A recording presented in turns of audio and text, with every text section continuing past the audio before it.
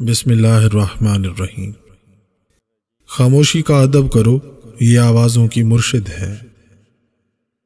اگر سامنے والے کی طرف سے دیر تک رابطہ نہ ہو تو دستک دے کے پوچھ لیجئے کہ کیا وہ زندہ ہے۔ اگر وہ زندہ ہے تو سمجھ لیجئے آپ وہاں مر چکے ہیں۔ کچھ تو بات ہے محبت میں، ورنہ ایک لاش کے لیے کوئی تاج محل نہیں بناتا۔ درخت جتنا اونچا ہوگا اس کا سایہ اتنا ہی کم ہوگا، اس لیے اونچا بننے کے بجائے بڑا بننے کی کوشش کرو۔ ہر مسئلے کے لیے کوئی نہ کوئی حل ضرور ہوتا ہے، اور اسی حل کی موجودگی کے احساس کا نام امید ہے۔ مجھے سانپوں سے ڈر نہیں لگتا، لیکن انسانوں سے ڈرتا ہوں، کیونکہ سانپ اپنے دفاع کے لیے ڈستا ہے اور انسان اپنے مفاد کے لیے۔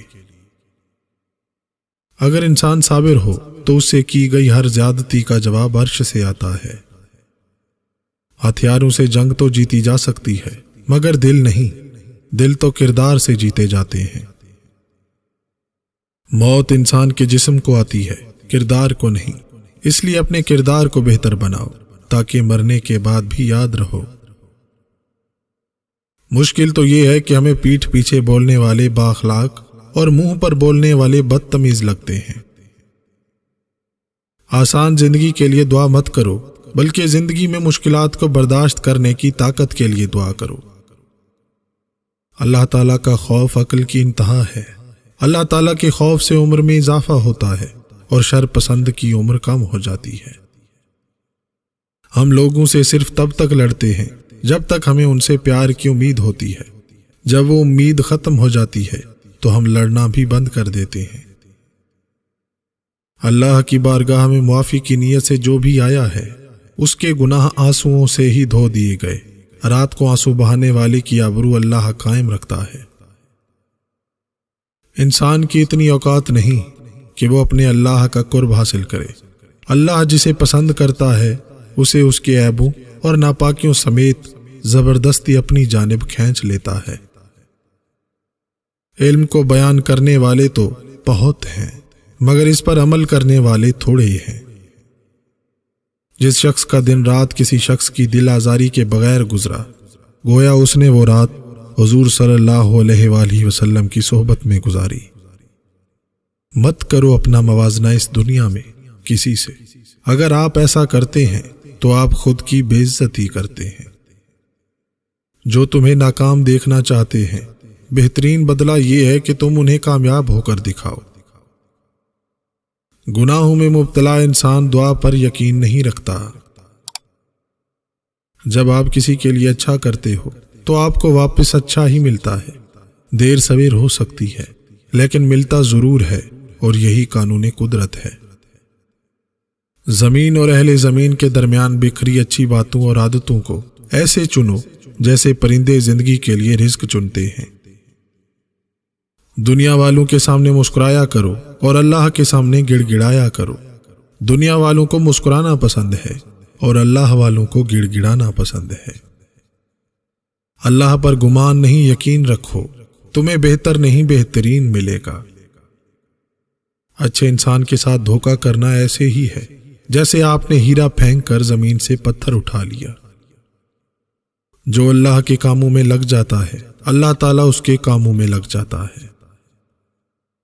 کبھی اپنی جسمانی طاقت اور دولت پر بھروسہ نہ کرنا، کیونکہ بیماری اور غربت آنے میں دیر نہیں لگتی۔ جس طرح بعض لوگ ظاہر کرتے ہیں، اگر ان کے اخلاق واقعی ہی ایسے ہوں تو ہم گھر کے دروازے کھلے چھوڑ کر سو جائیں۔ علم رکھنے والے سے تو لڑنا بہت آسان ہوتا ہے، لیکن یقین رکھنے والوں سے لڑنا بہت مشکل ہوتا ہے۔ اگر کوشش کے باوجود آپ اپنی منزل تک نہیں پہنچ پا رہے تو ایک بار پلٹ کر پیچھے ضرور دیکھ لیں، کہیں آپ کی وجہ سے کسی کا دل تو نہیں دکھا۔ سخی میں ہزار برائیاں ہوں وہ تب بھی لوگوں کا محبوب رہتا ہے۔ کنجوس میں ہزار اچھائیاں ہوں تب بھی لوگ اسے ناپسند کرتے ہیں۔ غصے میں خاموشی کے چند لمحات پچھتاوے کے ہزار لمحات سے بہتر ہیں۔ کم ظرف انسان دوسرے سے لیا ہوا ہیرا بھول جاتا ہے، لیکن اپنا دیا ہوا پتھر یاد رکھتا ہے۔ یہ امید ہی ہے کہ اللہ سب سے زیادہ طاقتور ہونے کے باوجود توبہ کی گنجائش رکھے، واپسی کا دروازہ رکھے۔